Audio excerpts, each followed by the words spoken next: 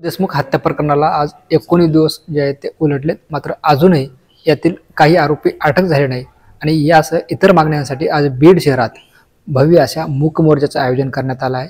आणि या मोर्चासाठी माजलगावचे राष्ट्रवादी सत्ताधारी आमदार प्रकाश सोळंके हे उपस्थित आहेत. आपल्यासोबत आमदार प्रकाश सोळंके. दादा, आपण आज मोर्चात सहभागी होणार आहात, काय पहिली प्रतिक्रिया असणार आहे? मोर्चामध्ये सहभागी म्हणजे मागेच सरकारला इशारा देण्यात आला होता की आरोपींना तातडीनं अटक करा, नाहीतर आम्हाला रस्त्यावर उतरावं लागेल. आणि त्याचाच भाग म्हणून आजचा मूक मोर्चा आयोजित केलेला आहे. त्याच्यामुळं मुख्यमंत्री असतील किंवा इतर नेते असतील वारंवार सांगतायत की याच्यामध्ये आम्ही निपक्षपातीपणे चौकशी करू, कोणालाही सोडणार नाही, कोण कोणाच्या जवळ आहे याचा विचार न करता आम्ही शिक्षा आरोपीला मिळेल या दृष्टिकोनातून उपाययोजना करू. परंतु आता 19 दिवसानंतर साधे आरोपी पकडले जात नाहीत. याच्याबद्दल बीडमधल्या सर्वसामान्य जनतेमध्ये मोठा उद्रेक आहे. आणि हे फक्त राजकीय वरदहस्त असल्यामुळं घडतंय असं त्यांच्या मनातली शंका आहे आणि ती रास्त आहे असं मला वाटतं. कारण की हे जे काही आरोपी आहेत ते मंत्री महोदय धनंजय मुंडे यांच्या अतिशय जवळचे आहेत. आणि मग त्यांना पकडण्यामध्ये एवढी जी काही दिरंगाई होते, विलंब होतोय, त्याच्यामुळं सर्वसामान्य माणूस अस्वस्थ झालेला आहे. आणि त्याचंच प्रतीक म्हणून आज रस्त्यावरती बीड जिल्ह्यातला सर्वसामान्य माणूस उतरणार आहे. दादा, तुम्ही असाल, मंत्री धनंजय मुंडे असतील, तर एकच पक्षातील आहेत. या संदर्भात आपलं काही वरिष्ठांशी बोलणं झाले का पक्षाचे?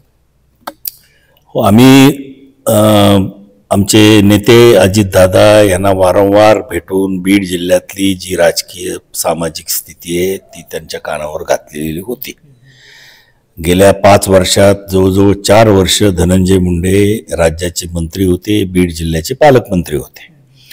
आणि त्यांनी जी काही व्यवस्था या जिल्ह्यात निर्माण केली त्याच्यामध्ये महत्त्वाचं नाव हे वाल्मिक कराडचं होतं.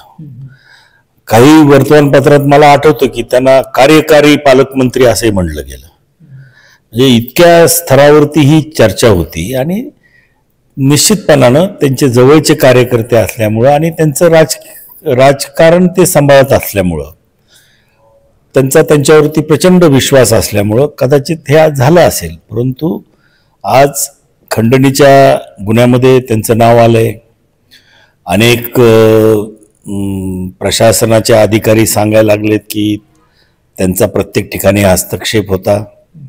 मग ते महसूल यंत्रणा असेल, पोलीस प्रशासन असेल, कुठल्याही विभागाचे अधिकारी यांना डायरेक्ट आदेश देऊन काम करायला लावायचं वाल्मिक कराडची प्रथा परंपरा होती.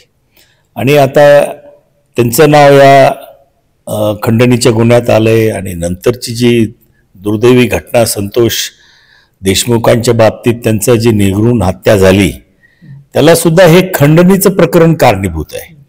कारण ते खंडणी मागायला गेले असताना संतोष देशमुखनी सरपंच या नात्यानं विरोध केला आणि त्याचं व्हिडिओ रेकॉर्डिंग झालं.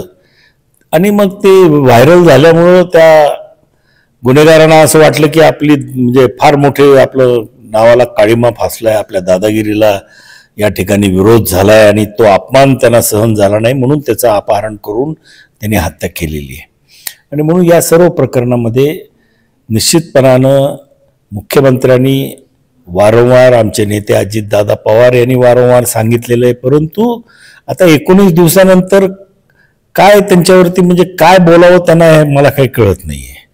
मी मध्यंतरी अजितदादांना फोन करून आरोपींना अटक होत नाही ह्याच्याबद्दल फार मोठा उद्रेक लोकांच्या मनामध्ये आहे आणि तुम्ही तातडीनं त्याच्यासाठी काहीतरी प्रयत्न करा असं मी त्यांना विनंती केली होती. परंतु त्यालाही आता 5-7 दिवस झाले. निश्चितपणानं जी काही तपासामधली प्रगती आहे ती अतिशय म्हणजे त्याला गतीच नाही अशा प्रकारची परिस्थिती आहे. आणि त्यामुळं आता काय हे आरोपींना कधी अटक होईल हा मोठा प्रश्न आमच्या सर्वांच्याच मनामध्ये आहे. दादा, खरं तर धनंजय मुंडे यांच्या पाठबळामुळे जे आहे ते वाल्मिक कराड यांना आश्रय मिळतंय असं वाटतं तुम्हाला? नक्कीच ना, ते त्यांच्या जवळचे आहेत. त्यांनीच सांगितले टीव्हीवरती सांगितलं की ते अत्यंत माझ्या जवळचे आहेत आणि त्यांनी गेले 4 वर्ष पालकमंत्री असताना पूर्ण अधिकार त्यांना दिले होते. अहो, कार्यकारी पालकमंत्री म्हणून काही वर्तमानपत्राने त्याचं कौतुक केलं. हे जगजाहीर आहे ना. वर्तमानपत्रात हेडलाईनला बातमी येते की कार्यकारी पालकमंत्री वाल्मिक कराड यांचं म्हणजे ते काय कार्यक्रमाबद्दल कौतुक, अशा बातम्या आलेल्या आहेत. म्हणजे त्या दुर्लक्ष करण्यासारख्या नाही आहेत. आणि त्यामुळं निश्चितपणानं म्हणजे जे काही घडलंय त्याच्यामध्ये धनंजय मुंडेची कार्यपद्धती जबाबदार आहे असं माझं मत आहे. आणि खरं तर वाल्मिक राणेंचं नाव खंडणी प्रकरणात आले, गुन्हाही दाखल झालाय. मात्र विरोधी पक्षातील काही आमदारांनी थेट जे आहे ते हत्या प्रकरणात वाल्मिक राणेंचं नाव जोडलंय. त्या संदर्भात त्यांची चौकशी करावी, अटक करावी अशी मागणी केली. तुम्हाला काय वाटतं? नाही, आता हा पोलीस तपासाचा भाग आहे. खंडणीमध्ये आरोपी आहे, त्याचे लागेबांधे निश्चितपणानं या खुनातील आरोपीशी पण आहेत. त्याचा तपासात हे स्पष्ट झाल्यानंतर मुख्यमंत्र्यांनी आश्वासन दिले की कोणी किती जवळचा कोणी असला तरी त्यांच्यावरती आम्ही गुन्हे दाखल करू. दादा, वाल्मिक राणेंच्या नावाची आता मोठी चर्चा रंगली. बीड जिल्ह्यात असे त्या धर्तीवर किंवा त्या अनुषंगानं असे काही अजून काही वाल्मिक राणे आहेत असं वाटतं? नाही, त्याच्याबद्दल मला काही माहिती नाही. मला तरी काही माहिती नाही. परंतु हे मी सांगतोय की गेल्या अनेक वर्षापासून धनंजय मुंडे किंवा पंडितांना मुंडे, गोपीनाथराव मुंडे यांचे आमचे संबंध राहिलेले आहेत. आणि आम्ही जवळून बघितलेलं आहे की धनंजय मुंडेंच्या विश्वासातील सहकारी म्हणून वाल्मिक अण्णाकडं आम्ही सगळे बघत होतो. परंतु अशा पद्धतीनं त्यांचा कारभार खंडणी मागण्याचा आणि दहशत निर्माण करण्याचा आणि अवैध धंदे करण्याचा त्या ठिकाणी असेल असं कधी आम्हाला वाटलं नाही. एक मागणी अशी समोर येते की अजितदादांनी धनंजय मुंडे यांचा राजीनामा घ्यावा. ते अजितदादांनी ठरवावं. त्यांच्या पुढे सगळं आता एवढ्या स्वच्छ गोष्टी आलेल्या आहेत, त्याच्या बाबतीत त्यांनी काय कारवाई करायची ते अजितदादांनी करावी ना. करावी. त्यांना माहित नाही का हे काय चाललंय प्रकरण, ते या प्रकरणात कोण दोषी आहे, कोणाचं हे आहे, त्यांनी करावी योग्य ती कारवाई. आज सामाजिक कार्यकर्त्या अंजली दमाने यांनी एक असा दावा केलाय, त्याच मोर्चातही सहभागी होणार आहे. जे 3 आरोपी फरार आहेत त्यांच्या तिघांचाही मर्डर झालाय असं त्यांना जे आहे ते एका व्हॉट्सअप कॉलद्वारे निरोप आलाय. तुम्हाला काय वाटतं? नाही, अशी म्हणजे असं काही घडण्याची शक्यता नाकारता येत नाही. कारण आता हे प्रकरण फार पेटलेलं आहे आणि निश्चितपणानं जे आरोपी आहेत त्यांच्यावर सुद्धा अशा पद्धतीनं काही होऊ शकतं, ते काही नाकारता येत नाही. आणि सरपंच संतोष देशमुख यांची हत्या झाली आणि त्या हत्येहून जे एक मोठा स्फोट झालाय बीडमध्ये, जे राजकीय वातावरण महाराष्ट्रात खवळून निघाले. यापूर्वी असे अनेक प्रकार घडले, मग हे सगळे दाबले गेले असं म्हणायचं का? नाही, त्याची चौकशी होणार आहे सगळ्या प्रकरणाची.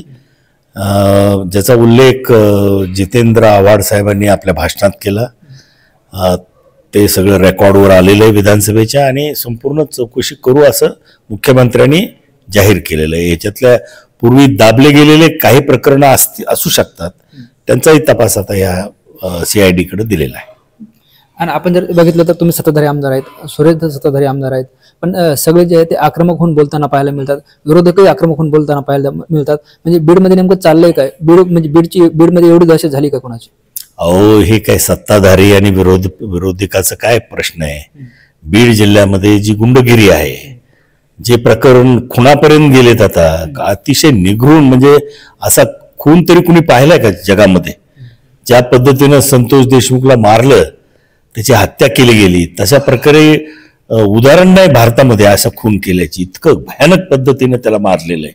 आणि त्याची प्रतिक्रिया कोण विरोधी पक्षाचा आहे, कोण सत्ताधारी, ज्याला मन आहे, माणुसकी आहे, असा प्रत्येक जण या ठिकाणी एकत्र येणारच ना. त्यात काय राजकारण काय आहे त्याच्यात? हे राजकारण नाही, कुठल्या जातीच्या विरोधात नाही, गुन्हेगारीच्या विरोधात आहे. त्यामुळे सगळे एकत्र आले तर वावगं काय आहे त्याच्यात? शेवटचा प्रश्न, साधारणपणे या मोर्चात किती संख्या जमा होईल? नाही, आता ते काही मला सांगता येत नाही, परंतु गावागावातून लोक येणार आहेत. प्रचंड ताकदीनं हा मोर्चा होणार आहे, एवढंच मला माहिती आहे. संतोष देशमुख यांना न्याय मिळवून देण्यासाठी हा मोर्चा निर्णायक ठरेल असं म्हणायचं. हे पहा, हा निर्णायक ठरेल का नाही ठरेल, परंतु लोकांचा द्वेष, आक्रोश, लोकांची जी भावना आहे ती व्यक्त होईल. आणि जर नाही याचाही परिणाम झाला तर पुढे आणखीन काय, कशा पद्धतीने आंदोलन करायचं याची दिशा आम्ही ठरवू. पण या सगळ्या उद्रेकामुळं जे गुन्हेगारी प्रवृत्तीचे लोक आहेत त्यांना चाप बसेल.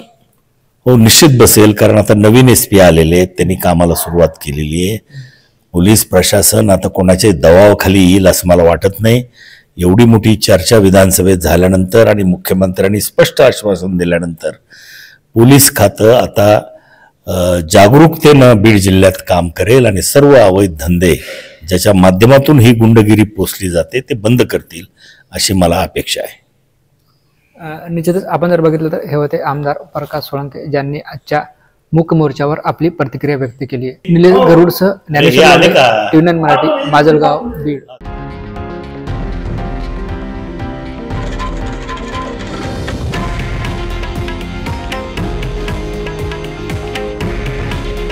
हे आहे देशातील नंबर 1 न्यूज नेटवर्क आणि आपण पाहत आहात TV9 मराठी. काळजी तुमची, हित महाराष्ट्राचं.